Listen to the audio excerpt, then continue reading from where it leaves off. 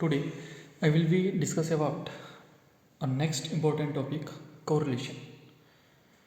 तो बच्चों correlation होता क्या है, इसके टाइप्स क्या हैं और कोफिशिएंट ऑफ correlation ये क्या चीज़ है, इन सब के बारे में हम यहाँ पे पढ़ेंगे। ठीक है, तो वीडियो स्टार्ट करने से पहले अगर आपने हमारे चैनल विजडम अप्रोच मैथमेटिक्स को सब्सक्राइब नहीं किया है तो प्लीज़ उसे सब्सक्राइब करें, शेयर करें और बेल आइकन को प्रेस करना ना भूलें।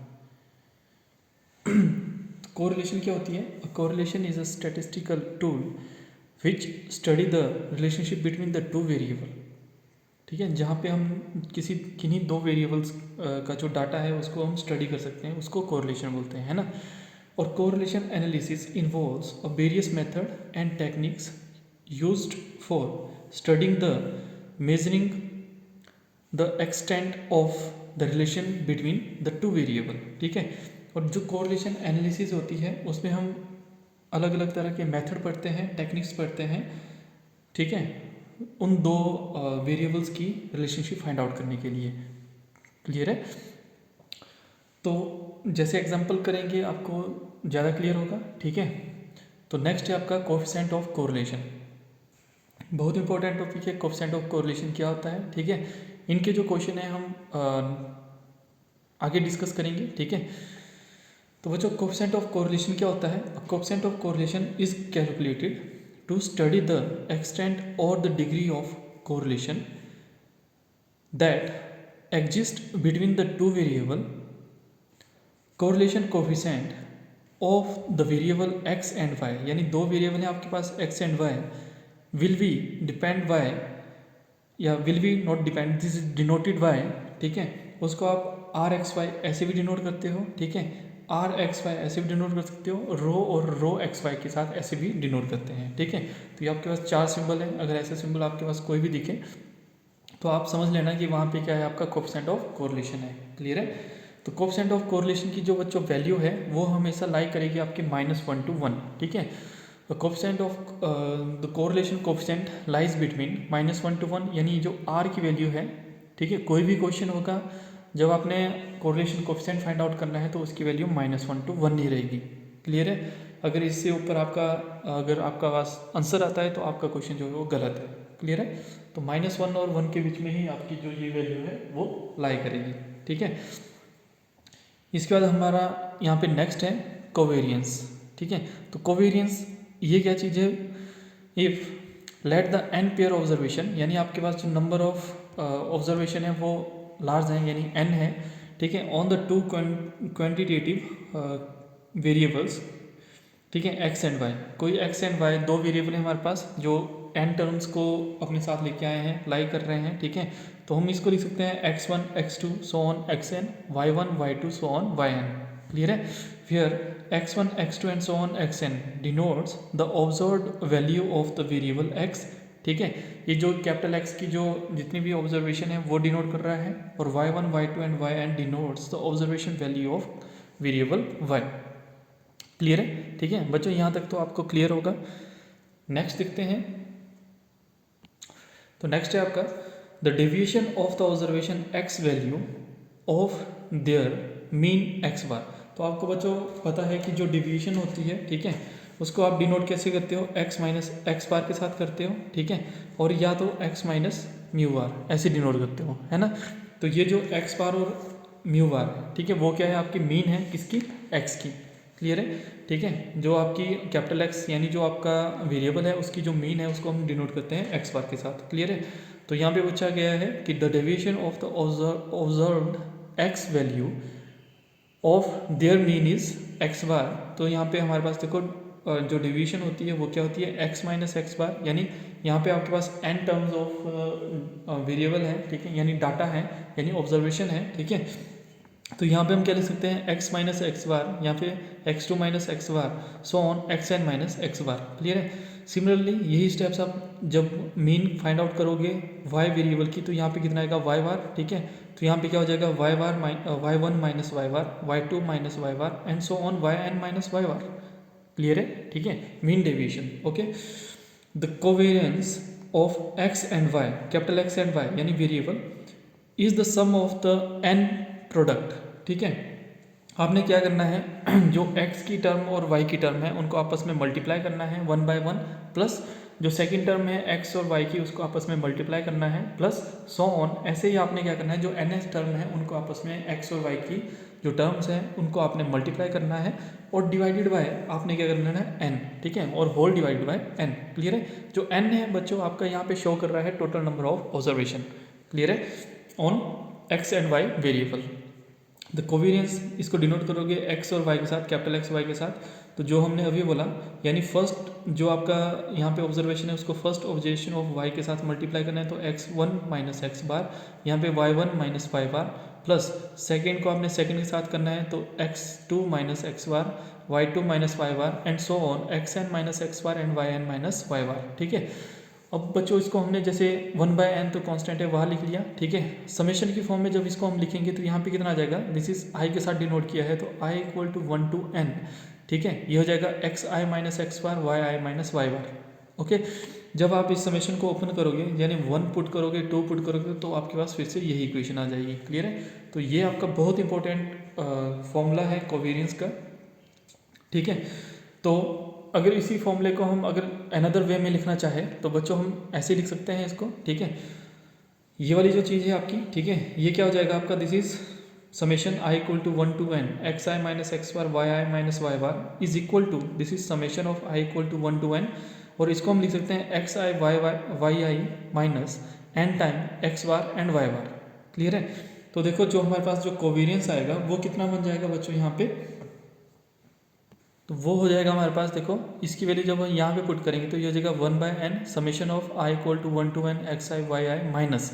अब देखो ये जो आपका मीन है ना, मीन को हम ऐसे भी डिनोट कर सकते हैं summation of i equal to 1 to n x i summation of i equal to 1 to n y i, ऐसे करेंगे है ना। तो ये n टाइम्स जा रहा है आपका, है ना, ये भी n टाइम है ये भी n टाइम है, तो n आपका कितना बन जाएगा यहाँ पे n स्क्वायर बन जाएगा। ठीक है, तो उसके लिए हमने क्या किया 1/n के साथ यहाँ पे डिवाइड किया, क्योंकि जो n स्क्वायर आपका ऊपर आता है n से n कैंसिल तो आपके पास क्या बचना चाहिए यहाँ पे n बचना चाहिए। क्लियर है, क्योंकि आप n टर्म को यहाँ पे ऐड कर रहे हो, यहाँ पे भी n टर्म को ऐड कर रहे हो। ठीक है, तो मल्टीप्लाई में दोनों, तो यहाँ पे n स्क्वायर हो जाना था। ठीक है, तो n स्क्वायर, बट आपको यहाँ पे क्या चाहिए n, तो हमने अपनी तरफ से 1/n के साथ यहाँ पे डिवाइड किया ताकि n से n कैंसिल होकर आपके पास यहाँ पे क्या बचे, n बचे। क्लियर है, तो ये भी आपका बहुत इंपॉर्टेंट इसका फॉर्मूला है कोवेरियंस का, है ना। अब ये आपकी चॉइस है, आपने ये वाला फॉर्मूला अप्लाई करना है क्वेश्चन में या ये वाला फॉर्मूला अप्लाई करना है। ठीक है, बट दोनों ही फॉर्मूले जब आप अप्लाई करोगे तो जो आपका आंसर आएगा वो आपका बिल्कुल सेम आएगा। क्लियर है, इसको हमने थोड़ा ओपन करके लिखा है। ठीक है, तो बच्चों ये था आपका कोवेरियंस और उसका एक इम्पॉर्टेंट फॉर्मूले। ठीक है, अब हम इसका एक जो क्वेश्चन है वो डिस्कस करेंगे जहाँ से आपको ज़्यादा क्लियर होगा। ठीक है, तो यहाँ पे बच्चों क्वेश्चन है हमारे पास, calculate the covariance of the following pair of observation of the variable x and y. ठीक है, एक्स एंड वाई दो वेरिएबल हैं, उनकी जो ऑब्जर्वेशन हमें यहाँ पे दी हुई है। ठीक है, तो ये हो गया 15 यानी एक्स, 44 यानी वाई। ठीक है, तो आप यहाँ पे लिख सकते हो, अगर आपको यहाँ पे पता नहीं लग रहा हो तो this is x1 this is y1। वैसे ही नेक्स्ट केस में ये आपका 20 42 यानी जो फर्स्ट टर्म है आपकी वो x की है, सेकंड टर्म आपकी y की है ना। 25 42 30 37 40 और यहाँ पे कितना है, this is not minus this is comma 34। ठीक है, 50 एंड 33। ठीक है, अब आपने देखो हमें पता है कि कोवेरियंस का फॉर्मूला क्या है, तो कोवेरियंस का फॉर्मूला हमने चलो कोई भी ले लेना है, आपने आपकी जो इच्छा है वो आप यहाँ पे अप्लाई कर सकते हो। This is 1/n। हमने जो ये सेकंड वाला फॉर्मूला था इसको हमने यहाँ पे डिस्कस किया हुआ है, आप चाहे तो आप फर्स्ट से भी कर सकते हैं। ठीक है, तो यहाँ पे देखो this is summation of x i y i minus यहाँ पे हो जाएगा आई 1/n, this is summation of i equal to 1 to n x i and summation of y आई।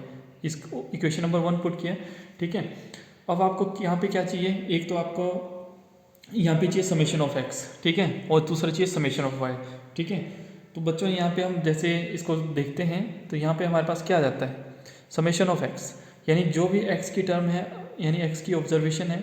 ठीक है, उनको हम प्लस करेंगे तो यहाँ पे देखो 15 फिर 20 फिर 25, यहाँ पे देख रहे होंगे 15 20 25 30 40 है ना, 30 40 एंड 50, इन सबको प्लस किया तो हमारे पास कितना है यहाँ पे 180। ठीक है, वैसे ही हम जो y है उसकी ऑब्जर्वेशन को जब ऐड करेंगे तो 44 आप देख रहे होंगे यहाँ पे 44, 43, 45 यानी जो सेकंड टर्म है आपकी यहाँ पे है ना, और 37, 34 एंड 37, तो ये हो गया आपका कितना, दिस इज 24, ठीक है।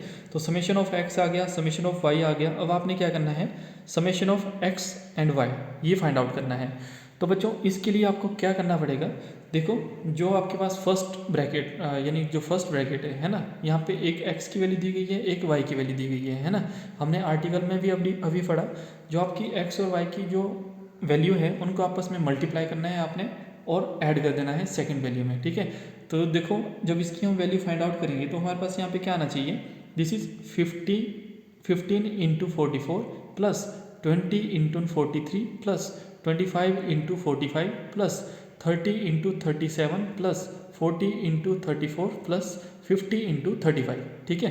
क्योंकि एक आपकी x की है, दूसरी आपकी y की है ना। अगर आप इसको टेबल की फॉर्म में बनाते तो ये बहुत अच्छे से आपको समझ आ जाना था, है ना, ठीक है। ऐसे है तो ऐसे भी आप कर सकते हो, बस आपको आइडिया होना चाहिए कि इसको हम करेंगे कैसे। क्योंकि यहाँ पे देखो एक्स आई और वाई आई, यानी इसका मतलब क्या है, आई की जगह 1 पुट करेंगे तो x1 y1, यानी आपने x1 और y1 की वैल्यू को आपस में मल्टीप्लाई करना है, प्लस फिर 2 पुट करेंगे तो x2 एंड y2 उसको प्लस करना है, मल्टीप्लाई करना है, देन नेक्स्ट टर्म को आपने ऐड करना है। क्लियर है, तो हम देखते हैं आगे। तो जो बच्चों हमने अभी डिस्कस किया वही हमने यहाँ पे अप्लाई किया। तो देखो summation of x i y i equal to हमारे पास ये वाली टर्म आ जाएगी, आप यहाँ पे देख रहे होंगे, ठीक है।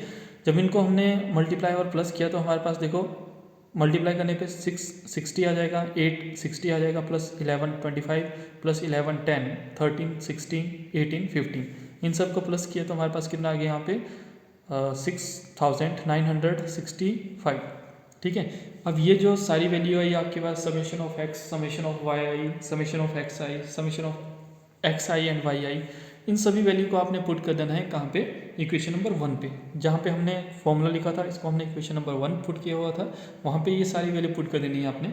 तो हमारे पास यहाँ पे देखो क्या आ जाएगा, this is covariance of x and y, capital x and y is equal to 1/n, और ये हो जाएगा आपका समेशन ऑफ, यानी जो फॉर्मूला है वही हमने यहाँ पे राइट डाउन किया हुआ है, ठीक है। एक्स आई वाई आई यहाँ पे -1/n summation x summation Y, ठीक है।